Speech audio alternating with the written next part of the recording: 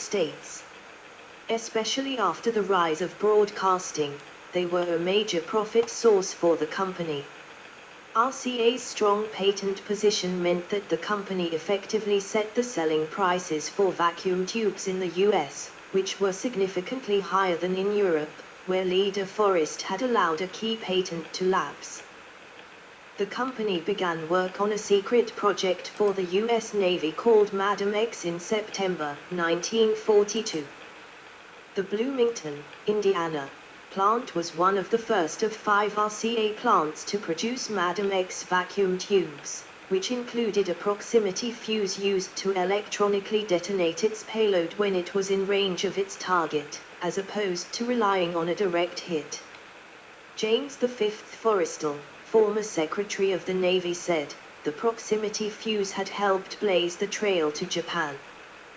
Without the protection this ingenious device has given the surface ships of the fleet, our westward push could not have been so swift and the cost in men and ships would have been immeasurably greater." RCA was responsible for creating a series of innovative products, ranging from octal base metal tubes co-developed with General Electric before World War II, to greatly miniaturized new Vista tubes, used in the tuners of the new Vista series of television receivers. The new Vistas were a last major vacuum tube innovation, along with General Electric's Compactron, and were meant to compete with the newly introduced transistor. By 1975, RCA had completely switched from tubes to solid-state devices in their television sets, except for the cathode ray tube, CRT, picture tube itself. Phonographs and records, edit. The rapid rise of radio broadcasting during the early 1920s, which provided unlimited free entertainment in the home, had a detrimental effect on the American phonograph record industry. The Victor Talking Machine Company in Camden, New Jersey, was then the world's largest manufacturer of records and phonographs, including its popular showcase Victrola line. In January 1929, RCA purchased the Victor Talking Machine Company. This acquisition became known as the RCA Victor division of the Radio Corporation of America, and included ownership of Victor's Japanese subsidiary, the Victor Company of Japan, JVC, formed in 1927, and controlling interest in the Gramophone Company Limited, later EMI Records, in England. RCA's acquisition of the Victor Company included the rights to the iconic Nipper / his master's voice trademark across North America. RCA Victor popularized combined radio receiver phonographs, and also created RCA Photophone, a movie sound-on-film system that competed with William Fox's sound-on-film Movietone and Warner Brothers sound-on-disc Vitaphone. Although early announcements of the merger between RCA and Victor stressed that the two firms were linking on equal terms to form a joint new company, RCA initially had little interest in the phonograph record business. RCA's management was interested essentially in Victor's superior sales capabilities through the record company's large network of authorized distributors and dealers, as well as the extensive, efficient manufacturing facilities in Camden, New Jersey. Immediately following the purchase of Victor, RCA began planning the manufacture of radio sets and components on Victor's Camden assembly lines, while gradually decreasing the production of Victrolas and records. Following the stock market crash of 1929 and subsequent Great Depression, the entire phonograph record industry in America nearly foundered. During the nadir of the record business in the early 1930s, the manufacture of phonographs and records had all but ceased. Extant older phonographs were now obsolete and most had been relegated to the attic or basement. RCA Victor began selling the first all-electric Victrola in 1930, and in 1931, the company attempted to revitalize record sales with the introduction of 3313 revolutions per minute, RPM, long-play records, which were a commercial failure during the Great Depression. partly because the Victrolas with 2-speed turntables required to play them were exorbitantly expensive, and also because the audio performance of the new records was generally poor. The new format used the same groove size as existing 78 RPM records, and it would require the smaller radius stylus of the later microgroove systems to achieve acceptable slower speed performance. Additionally, the new long-play records were pressed in a pliable, vinyl-based material called Victrolic, which wore out rapidly under the heavy tone arms then in use. In 1934, following the debacle of its long-play record, RCA Victor introduced the Duo Junior, an inexpensive, small, basic electric turntable designed to be plugged into radio sets. The Duo Junior was sold at cost, but was practically given away with the purchase of a certain number of Victor records. The Duo Junior's rock-bottom price and America's slowly improving economy helped to overcome the national apathy to phonographs, and record sales gradually began to recover. Around 1935, RCA began marketing the modernistic RCA Victor M Special, a polished aluminum portable record player designed by John Vassos that has become an icon of 1930s American industrial design. In 1949, RCA Victor released the first 45 RPM single records, as a response to Columbia Records' successful introduction of its microgroove 3313 RPM LP format in 1948. As RCA Victor adopted Columbia's 3313 RPM LP records in 1950, Columbia then adopted RCA Victor's 45 RPM records. Motion Pictures, edit. RCA also made investments in the movie industry, but they performed poorly. In April 1928, RCA Photophone, Inc. was organized by a group of companies including RCA to develop sound movie technology. In the fall of 1927, RCA had purchased stock in Film Booking Office, FBO, and on the 25th of October 1928, with the help of Joseph P. Kennedy, the Radio Keith Orpheum Corporation, RKO, studio was formed by merging FBO with Keith Orpheum Corporation, COW, a company whose holdings included motion picture theaters. The theaters in which RKO had an interest provided a potential market for the RCA Photophone sound systems. RCA ownership of RKO stock expanded from about 1/4 in 1930 to about 61% in 1932. RKO encountered severe financial problems, going into receivership from early 1933 until 1940. RCA sold its holdings in the studio to raise funds for its basic operations. Separation from General Electric, edit. After years of industry complaints that the cross-licensing agreements between RCA, GE, and Westinghouse had in effect created illegal monopolies, the U.S. Department of Justice brought antitrust charges against the three companies in May 1930. After much negotiation, in 1932 the Justice Department accepted a consent agreement that removed the restrictions established by the cross-licensing agreements, and also provided that RCA would become a fully independent company.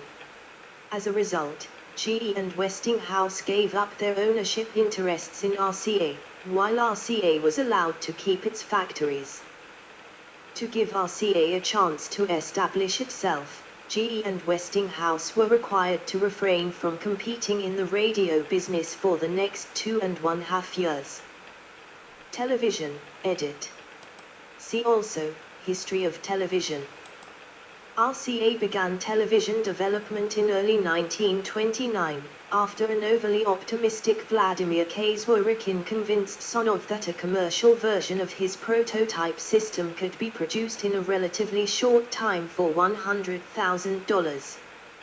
Following what would actually be many years of additional research and millions of dollars, RCA demonstrated an all-electronic black and white television system at the 1939 New York World's Fair. RCA began regular experimental television broadcasting from the NBC studios to the New York metropolitan area on the 30th of April, 1939, via station W2XBS, Channel 1, which evolved into WNBC Channel 4, from the new Empire State Building transmitter on top of the structure. Around this time, RCA began selling its first television set models, including the TRK-5 and TRK-9, in various New York stores. However, the FCC had not approved the start of commercial television operations, because technical standards had not yet been finalized. Concerned that RCA's broadcasts were an attempt to flood the market with sets that would force it to adopt RCA's current technology, the FCC stepped in to limit its broadcasts. Following the adoption of National Television System Committee, NTSC, recommended standards, the FCC authorized the start of commercial television broadcasts on the 1st of July, 1941. The entry of the United States into World War II a few months later greatly slowed its deployment, but RCA resumed selling television receivers almost immediately after the war ended in 1945. In 1950, the FCC adopted a standard for color television that had been promoted by CBS, but the effort soon failed, primarily because the color broadcasts could not be received by existing black and white sets. As the result of a major research push, RCA engineers developed a method of compatible color transmissions that, through the use of interlacing, simultaneously broadcast color and black and white images, which could be picked up by both color and existing black and white sets. In 1953, RCA's all-electronic color television technology was adopted as the standard for the United States. At that time, Sonov predicted annual color television sales would reach 1.78 million in 1956, but the receivers were expensive and difficult to adjust, and there was initially a lack of color programming. So sales lagged badly and the actual 1956 total would only be 120,000. RCA's ownership of NBC proved to be a major benefit, as that network was instructed to promote its color program offerings. Even so, it was not until 1968 that color television sales in the United States surpassed those of black and white sets. While lauding the technical prowess of his RCA engineers who had developed color television, David Sonov, in marked contrast to William Paley, president of CBS, did not disguise his dislike for popular television programs. His authorized biography even boasted that no one has yet caught him in communion with one of the upper dozen or so top-rated programs, and the popular programs, to put the matter bluntly, have very little appeal for him. RCA professional video cameras and studio gear, particularly of the TK40/41 series, became standard equipment at many American television network affiliates, as RCA CT100, RCA Merrill to dealers. Television sets introduced color television to the public. Diversification, edit. In 1941, shortly before the United States entered World War II, the cornerstone was laid for a research and development facility in Princeton, New Jersey called RCA Laboratories. Led for many years by Elmer Engstrom, it was used to develop many innovations, including color television, the electron microscope, CMOS-based technology, heterojunction physics, optoelectronic emitting devices, liquid crystal displays, LCDs, video cassette recorders, direct broadcast television, direct broadcast satellite systems and high-definition television. RCA plants switched to war production shortly after the U.S. entered the war in December 1941. During World War II, RCA was involved in radar and radio development in support of the war effort, and ranked 43rd among United States corporations in the value of wartime military production contracts. One such contract was to outfit the battleship USS Texas with a 400 MHz pulse radar set, using technology developed by RCA acoustics scientist, Irving Wolfe. During and after the war, RCA set up several new divisions for defense, space exploration and other activities. The RCA Service Corporation provided large numbers of staff for the Distant Early Warning, DEW, line. RCA units won 5 Army-Navy awards for excellence in production. Due to the hostilities between Japan and the United States during World War II, the Victor Company of Japan became an independent company after seceding from RCA Victor in the United States. JVC retained the Victor and his master's voice trademarks for use in Japan only. In 1955, RCA sold its estate brand of large appliance operations to Whirlpool Corporation. As part of this transaction, Whirlpool was given the right to market RCA Whirlpool appliances through the mid-1960s. RCA manufactured equipment, such as oscilloscopes, for repairing radios. RCA Graphic Systems Division, GSD, was an early supplier of electronics designed for the printing and publishing industries.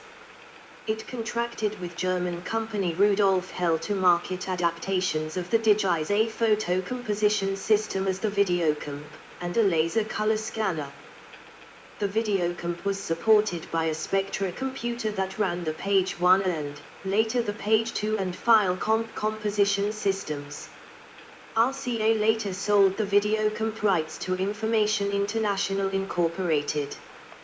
RCA Victor became a major proponent of the 8-track tape cartridge, which it launched in 1965. Initially, the 8-track made a huge and profitable impact on consumers of recorded music. Sales of the 8-track tape format began to decline during the late 1970s when consumers increasingly favored the 4-track compact cassette tape format developed by Philips. Computers, edit. See also, computing.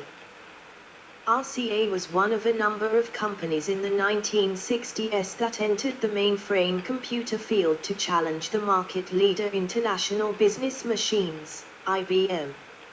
Although at this time computers were almost universally used for routine data processing and scientific research, in 1964 Sonov, who prided himself as a visionary, predicted that the computer will become the hub of a vast network of remote data stations and information banks feeding into the machine at a transmission rate of 1 billion or more bits of information a second.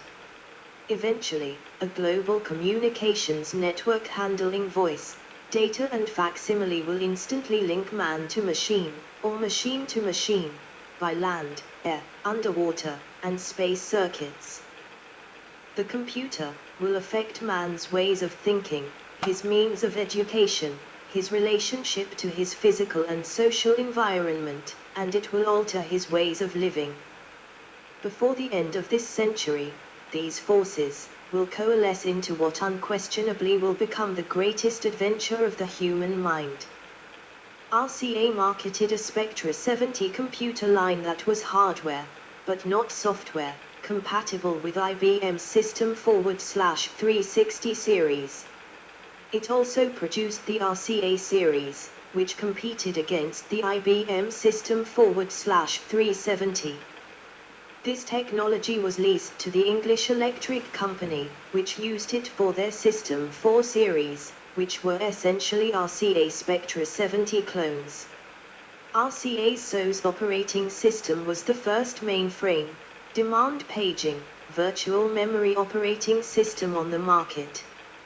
By 1971, Despite a significant investment, RCA had only a 4% market share, and it was estimated that it would cost around $500 million over the next 5 years to remain competitive with the IBM /370 series. On the 17th of September, 1971, the RCA Board of Directors announced its decision to close its Computer Systems Division, RCA-CSD, which would be written off as a $490 million company loss. Sperry Rand's UNIVAC division took over the RCA Computer Division in January 1972. UNIVAC did not want the Spectra computers because they were similar to its own 9000 series. Instead, they wanted RCA's computer customer base. Later years, edit. On the 1st of January 1965, Robert Sonov succeeded his father as RCA's president, although the elder Sonov remained in control as chairman of the board. The younger Sonov sought to modernize RCA's image with the introduction in late 1968 of what was then a futuristic-looking new logo, the letters RCA in block, modernized form, replacing the original lightning bolt logo, and the virtual retirement of both the Victor and Nipper / his master's voice trademarks. The RCA Victor division was renamed RCA Records. The Victor and Victrola trademarks were no longer used on RCA consumer electronics. Victor was now restricted to the labels and album covers of RCA's regular popular record releases, while the Nipper / his master's voice trademark was seen only on the album covers of Red Seal Records. In 1969, the company name was officially changed from Radio Corporation of America to the RCA Corporation, to reflect its broader range of corporate activities and expansion into other countries. At the end of that same year, David Sonov, after being incapacitated by a long-term illness, was removed as the company's chairman of the board. He died in December 1971. RCA's exit from the mainframe computer market in 1971 marked a milestone in its transition from electronics and technology toward Robert Sonov's goal to diversify RCA as a multinational business conglomerate. During the late 1960s and 1970s, the company made a wide-ranging series of acquisitions, including Hertz, rental cars, Banquet, frozen foods and TV dinners, Coronet, carpeting, Random House, publishing, and Gibson, greeting cards. However, the company was slipping into financial disarray, with wags calling it Rugs Chickens and Automobiles, RCA, to poke fun at its new direction. During this period, RCA continued to maintain its high standards of engineering excellence in broadcast and satellite communications equipment, but profits generated by the NBC television and radio networks began to decline. Robert Sonov's tenure as RCA president was unsuccessful, marked by falling profits. While out of the country in October 1975, Sonov was ousted in a boardroom coup led by Anthony Conrad, who became RCA's new president. Conrad resigned less than a year later after he admitted failing to file income tax returns for 6 years. His successor, Edgar H. Griffiths, proved to be unpopular and retired in early 1981. Griffiths was succeeded by Thornton Bradshaw, who turned out to be the last RCA president. After the departure of Robert Sonov, Griffiths, who considered the demoted his master's voice trademark a valuable company asset, restored Nipper as RCA's corporate mascot. On the 31st of October 1976, RCA formally announced the return of the Nipper trademark to RCA products and advertising. RCA Records reinstated Nipper to most record labels in countries and territories where RCA held the rights to the trademark. Once again, Nipper was widely used in RCA newspaper, magazine, and TV advertisements. The trademark also returned to company stationery, sales literature, shipping cartons, store displays, delivery and service vehicles, and reappeared on RCA television sets, and in 1981, the new CED video disc system. Several newspaper articles and TV news reports about Nipper's revival appeared at the time. A multitude of new Nipper promotional items and collectibles also appeared, including t-shirts, caps, neckties, beach towels, cigarette lighters, coin banks, keychains, watches, clocks, coffee mugs, drinking glasses, and stuffed toys. Projects attempting to establish new consumer electronics products during this era failed and lost RCA much money and prestige. An RCA Studio 2 home video game console, introduced in 1977, was cancelled just under 2 years later due to poor sales. Development of RCA's capacitance electronic CED video disc system began in 1964, and after several years of delays was launched in March 1981. Marketed under the Selectavision name, the RCA CED video disc system represented the largest investment RCA made in a single product, even greater than color TV. However, the system was practically obsolete by the time it finally appeared, and never reached the manufacturing volumes needed to bring its price down to the level needed to compete against the newer, recordable and increasingly cheaper videotape technology. In April 1984, after 3 years of slow sales, RCA abandoned manufacture of the CED players, and ended videodisc production in 1986, after a loss of around $650 million. Around 1980, RCA corporate strategy reported on moving manufacture of its television receivers to Mexico. In 1981, Columbia Pictures sold its share in the home video division to RCA, and outside of North America this division was renamed RCA/Columbia Pictures International Video, now Sony Pictures Home Entertainment. The following year, within North America, it was renamed to RCA/Columbia Pictures Home Video. In 1983, the German media conglomerate Bertelsmann sold 50% of Arista Records to RCA Records. In 1985, RCA and Bertelsmann formed a joint venture, RCA/Ariola International, which took over management of RCA Records. Bertelsmann would fully acquire RCA Records from General Electric after GE absorbed RCA in 1986. RCA was still profitable in 1983, when it switched manufacturing of its VHS VCRs from Panasonic to Hitachi. In 1984, RCA Broadcast Systems division moved from the RCA Victor plant in Camden, New Jersey, to the site of the RCA Antenna Engineering Facility in Gibbsboro, New Jersey. On the 3rd of October, 1985, RCA announced it was closing the Broadcast Systems division.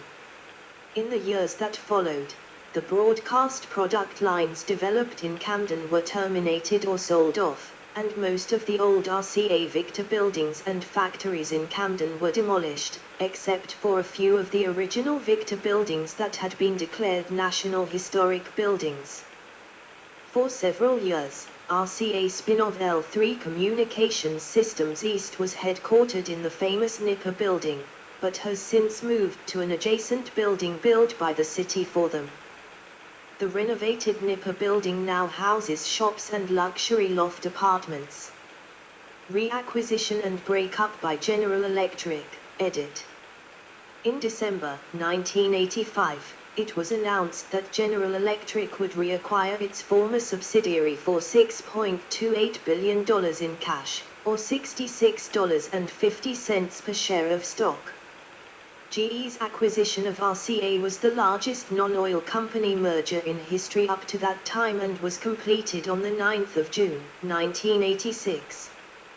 Despite initial assurances that under GE, RCA would continue to operate as a mostly autonomous unit, over the next few years, GE proceeded to sell off most of RCA's remaining assets.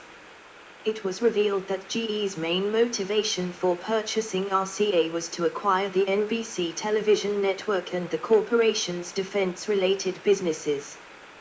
In 1987, GE disposed of its 50% interest in RCA Records to its German partner Bertelsmann, and RCA Records became a division of Bertelsmann Music Group. RCA Global Communications Incorporated, a division with roots dating back to RCA's founding in 1919, was sold to the MCI Communications Corporation. Also in 1987, Westwood One purchased the NBC radio network. In 1988, the rights to manufacture consumer electronics products under the RCA and GE brands was acquired by Thomson Consumer Electronics, in exchange for some of Thomson's medical business.